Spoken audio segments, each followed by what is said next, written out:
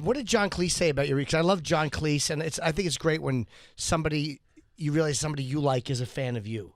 Well, John Cleese was a big influence on me because he grew up in a town near my hometown of Bristol. He went to school in my hometown years before me, but he was tall and he was kind of gangly and he had a number of hit comedies, and he was a big kind of hero of mine. And to this day, I've never met him. But my parents were on a cruise, funnily enough, coming from London to New York, and John Cleese was giving a talk on the ship, and they were very keen to see him. But being my parents, they got the wrong day. And they showed up on the Saturday and it was just people sweeping up. And John Cleese had been there the day before. And they were really upset because they were hoping to get like a book signed by him or something from me. Anyway, so they reached out through some people, look, if Mr. Cleese can sign this book, that would be great. Anyway, so then they when they finally come back to England, they call me around and I come around and they play this tape. And it's like the video camera they have. And they're like, Elaine, play it, quick, play it. And they play this answer phone message in their cabin. And it's John Cleese, and he's saying, hey, Mr. and Mrs. Merchant, I'm sorry you missed the thing. I'm happy to sign a book. By the way, is your son Stephen Merchant, who did The Office? Because I'm an enormous fan of that show and the work he's done with Ricky Gervais, and I just wanted to let him know that. And anyway, I'm more happy to sign it. And you could just see my parents sort of behind the camera. They're trying to film the answer phone in order to have a document, of this. And to this day, that is still one of my biggest thrills. That's because, really like nice. you say, someone that seems so out of touch, and not out of touch in the sense of not plugged in, Right. but just someone who just was living Beyond in another reach. universe. Yeah. To think that they've also enjoyed your work. Have you gotten used to that? I mean, because you've been so successful for so long. Has it gotten to a point where like you're kind of comfortable with that now? Yeah, now I'm complacent. Yeah. Now I assume that everyone, I'm just going to walk into the Golden Globes, just going to be high fives all around. Sure. Like when one of your idols goes like, oh man, I love your work. You're like, obviously. Yeah, why wouldn't you? Like, I mean, of course. Of course you like my work. It's great. Yeah. How do you handle if something doesn't go good? Like, I have a tremendous amount of experience with that. Like, are you, Yeah, that's where you're complacent. Oh, like, please, of course it failed. Jim, we're not going to pick. Of course you're not picking it up. Why would you? I touched it. But do you handle that stuff realistically if something doesn't go where you want? Yes.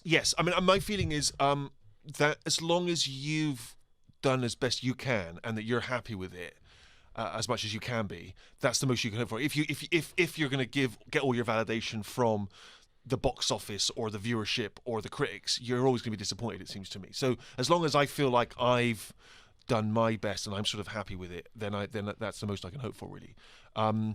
There's a quote that's kind of wrongly attributed, I think, to Mark Twain and possibly even Bill Cosby, although I don't think it was Bill Cosby who said it. Take this. But it's something like, I can't tell you the secret of success, but I can tell you the secret of failure, and that's to try and please everyone. And I think there's something valuable in that. If you try and please everybody, you're not necessarily going to succeed, because how could you possibly know what everyone wants? Right. So I think if you please yourself, hopefully some like-minded people will enjoy it too. That's the most I can work from. Yeah. When you were sort of creating The Outlaws and putting the show together and everything, getting Christopher Walken involved, Yeah. are you going like, yeah, he's the guy for this, or did that kind of just come to your doorstep? No. That was the idea that we wanted. Although the show is set in the UK, we wanted American character, this idea of sort of why is he here in this small English town, and like what crime has he committed that he's wound up doing community service. And we talked about kind of big American actors of a certain vintage, and Walken was top of the list. And I went to see him in Connecticut, where he lives, and drove up to his house sort of in the woods. And it was snowy, I remember. It was quite, and it was sort of quite intimidating. And I was sort of this house, quite remote house, and I'm thinking, it's either Christopher Walken's house or the Unabomber. I'm not sure if I got the right place. And he opened the door, and it's quite intimidating seeing someone like Christopher Walken, because you associate him with gangsters and Sure. And he welcomed me in, and he said, "Would you like some omelette?" And I said, "Yes, I would like some omelette. Thank you, Chris." And we ate some omelette, and we sat together for about 4 hours talking about this show. And someone had told me beforehand that Christopher is very comfortable with silence, which was terrific advice, because he's very reflective, very meditative. He just thinks a lot. So he'd ask you a question, I'd answer, he'd go quiet, just think about it. Then he'd ask another question, I'd answer, just go quiet. It was like having a Zoom conversation in person. Yeah. The delay. You know what I mean? The Like, there's a walk-in delay. the walk-in delay. But there was you didn't fuck it up by awkwardly throwing in conversation while he was thinking. Because someone had said he's happy with the silence. So I would just sit there and eat my omelette and just let him think about my answer. And you're just sitting it there was going, kind of amazing to have, like, just to sit with an icon like that and just stare out at the kind of snowy backyard and watch the birds and just and I mean birds, not the English slang for women, not just like a kind of like Caged women in his fucking yard. Yeah, and I was there so long that I said, Chris, any more of that omelette? Because I was like there for about 4 hours. But anyway, the next thing I knew, he was in the UK shooting the show. What a great, like, you know, awesome. who wouldn't want to eat an omelet with Christopher Walken? Like, Right. that's such a great thing to do. That's like a cable TV show, isn't it? Omelets with Walken. Omelets Yeah. with Walken, yeah. Who wouldn't want to do that? That's why the silence would be okay, because I'd be sitting there going like, okay, you go in knowing like I'm going to let silence sit. Yeah, But once it was there, just thinking, this is Christopher Walken's omelet. that's right. And I'm eating Christopher That's Walken's it. omelet. That's it. But you know, it's what's amazing is, you know, he arrives day one and it's like, oh my God, it's icon Christopher Walken in my hometown. And by day three, it's just another work colleague. Yeah. It's amazing the speed with which you wild. acclimatize Yeah. to those things. When you're you know. pitching a show like that, or you have to pitch it to, I'm so bad at pitching because I have no confidence. Like, do you walk in there with a pre-planned pitch, or you just has he seen a script already, and then he wants He follow-up has seen questions? the script. He has seen the script and he's followed up with questions. But he doesn't have a mobile phone or a computer, iPad, or anything. So I think we faxed him. that's great. Yeah, we faxed him a script. Something like an old BBC fax. Wow. You know, yeah. that Imagine was- how peaceful his life is. Yeah, right. Like just enjoying, like Yeah. he gets to be Christopher Walken. Right. He doesn't have to be bothered by anything on the internet. Yeah, Sounds great. it's great, isn't it? Yeah. Yeah. Hang out in Connecticut in the woods. That's right. Exactly. But he's also Christopher Walken. If he wants somebody, he can get to them. Like he can, Easily. He can, it's like, you know, but they say when Brando called, everybody picked up the phone. No one's Yes. not taking Christopher Walken's phone. That's right. Yes. That's right. That's right. So, yeah, it was a thrill and to have him. But the problem was, my excitement, I think, was he was going to come to my hometown. I was going to take him to dinner at my parents'. You know, they were going to cook like a Sunday lunch. That was my plan. Then, of course, it was COVID. So he couldn't do anything. He could be on set or he could be in the hotel.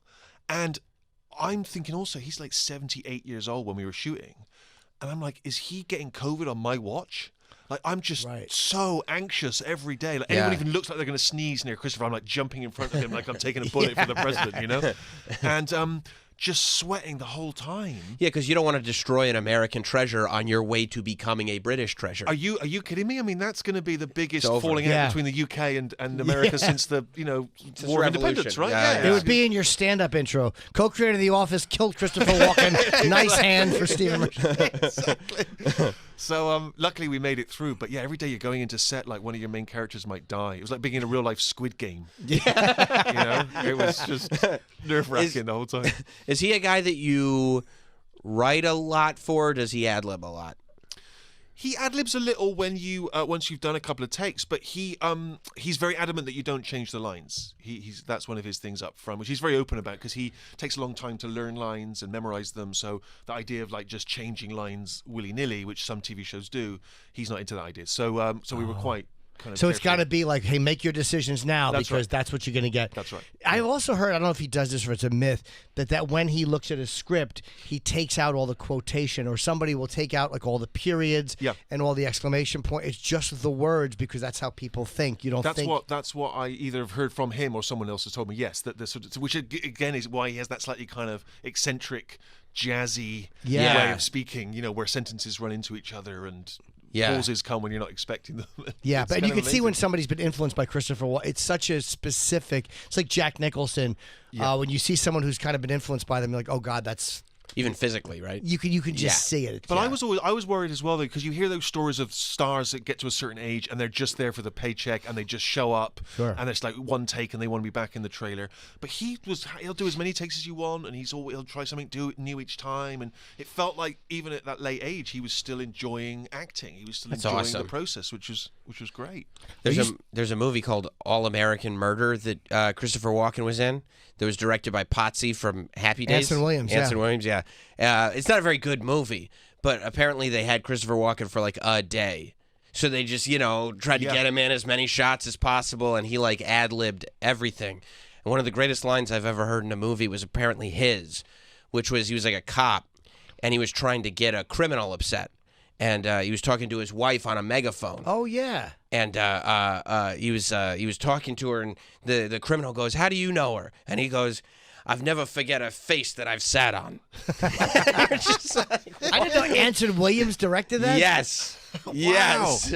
That Yes. was on recently. Because Sam will very frequently quote Christopher Walken's the Dennis Hopper True Romance scene. Oh, right. Well, that's a pretty fruity scene. Only at appropriate times. yeah, You know. yeah.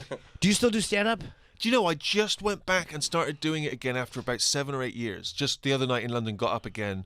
And I loved it. Yeah. It was so pleasing to be back doing it. The crowd were great. And I think as well, the arduousness of making a TV show. You know, we ended up shooting 2 seasons back to back of this show because of COVID. And then that's the second season, like you said, just about to drop now. And we did the first that just dropped recently.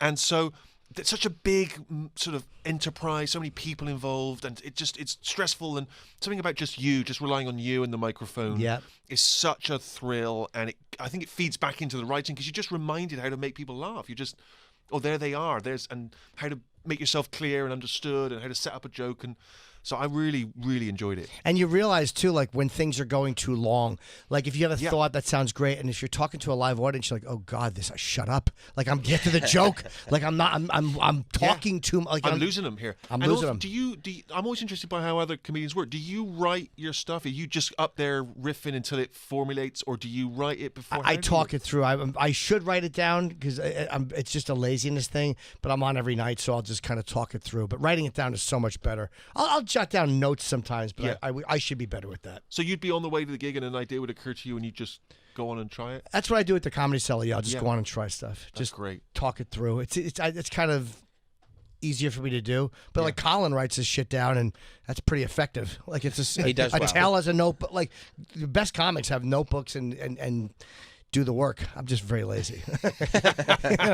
You know, you should write it down. I mean, that's what I would tell any, not that you're asking, but any new comic, I would say. Good advice. Yeah. Write it down. Write it down. No, Write down your jokes. Like Let's sit down, young lad. Let me tell you some wisdom from the circuit. You know Jimmy Carr really well, and I love Jimmy because he works out like he's holding. It's amazing. That little clipboard, but when he does a special, he's not holding the clipboard. He memorized it, but that's how he gets his memory. But I've always been anxious about it because I remember coming one of my first trips to New York. I saw Chris Rock get up at the Cellar, and try some stuff out, and he had a notebook. But I remember thinking that. For me, I'm always anxious because it's like there's that weird conceit, isn't there, between the stand-up and the audience that a lot of them, the audience, think you're making this up, and clearly you are as you go along. But so, you know, the illusion is that you just ambled on and you're talking. Whereas when you have a notebook, it's very clearly prepared thoughts, and I always feel like that's gonna put a barrier between me and the audience. And they're just gonna think, oh, he's written this stuff down. I'll always tell them, like, I got notes here, and I'm gonna let you know if I go to. I'll try to bring them into it. Yeah. And sometimes it works. They're more patient. Like if I'm like, all right, I don't know if these are gonna work or not, and they give you a very honest reaction. Yeah. But yeah. But do you also think that like comedy podcasts have kind of stripped away any sort of illusion of what stand-up is? Like everybody who's like a really hardcore stand-up fan, that they're going to be listening to podcasts, they know everybody's sort of process now and the way it's done. Demystified the illusion of it. It kind of does take away the mystique. That's right. No one cares anymore. But it's great you went on. It feels good, man. I really enjoyed it. I was surprised because I always had a very mixed feeling, sort of strange relationship with stand-up. And I think it's partly when I first started, I ended up, and I think a lot of people do this when they first start, is that you end up I did a slightly kind of postmodern meta act where I had seen a real stand-up comedian come on, and for some reason he ended up reading out a newspaper article about himself to the audience, which I just found such a weird, vain thing to do. That I remember thinking, that's so funny. So I started kind of almost coming on like a character, like a version of myself. I was not known, I was not in the public eye. And I would come on, and the whole joke was that I was this arrogant comedian who you'd never heard of, and I would come on and I would immediately take against the audience. I didn't feel the applause was big enough. I didn't like the way some guy was looking at me, and I would go off and come on again, and the whole act was this kind of, I'd keep promising a stand-up act that never arrived. Right. And so like 20 minutes, and if I could get through 20 minutes and never get to the act and then leave, and if the audience was with it, it was really fun because they understood the joke. Sure. And I was playing on that discomfort that we ended up using in the office, you know. Very pro wrestling too. Yeah, and it was really good fun. But if they didn't get it, if they didn't go with the idea, I was done for. I had no act. That was the act. So it's like I couldn't jump to the act. Right. And so I remember this one gig where everyone was silence. It was just silence, and some guy shouting "taxi for the comedian." And it was, I have never bombed, and I remember thinking, I can't do this anymore. I phoned my agent. I'm like, cancel all future gigs. I can never do this. And I was leaving the venue, and the waitress said, "Hey, I see comedy every night, and that was really good." And I knew what you were doing, and I thought it was really good. And that was the only thing that kept me going. Was that waitress kind of giving me that thumbs up? The thumbs up, like, okay, it wasn't a total waste. Somebody who knows comedy liked it. And so, but after that, I had a very kind of mixed feeling with stand-up, you know what I mean? And so when I finally came out to do it, it was once I'd got more well-known, and so I couldn't do that act anymore, because now they would just think you are an arrogant comedian who they'd seen on TV. So I sort of had to rebuild the act from the ground up, but people knowing who I was, you know? So it was a very uncomfortable thing where I felt like I had to relearn the skills. Right. But I couldn't do it anonymously. It almost goes back to what we were saying about The Office, that now you have to do stand-up in a more traditional format. Like, you kind of had the opportunity to kind of think outside the box, and now it's like, no, I think I just have to figure out a stand-up act. Well, it's much easier to be brave when no one knows who you are. Right. You know, and I think Eddie Izzard talks about with stand-up, you should walk to the edge and then step off and not be afraid to do that. And I find that harder to do now. Because you feel like you're disappointing them in a way. Like, if you see, I always admire, like, when I would see Damon Wayans go on at the Cellar, or Chris will go on and do 45 minutes, and Damon is comfortable bombing. Right. And I know what he's doing. He's working on material. And I'm like, this guy doesn't give a fuck. Like, this is what I'm here for. This is my job. Yeah. And you're going to sit through it with me. I always admired that. Yeah. Because it's hard to do when you're that famous.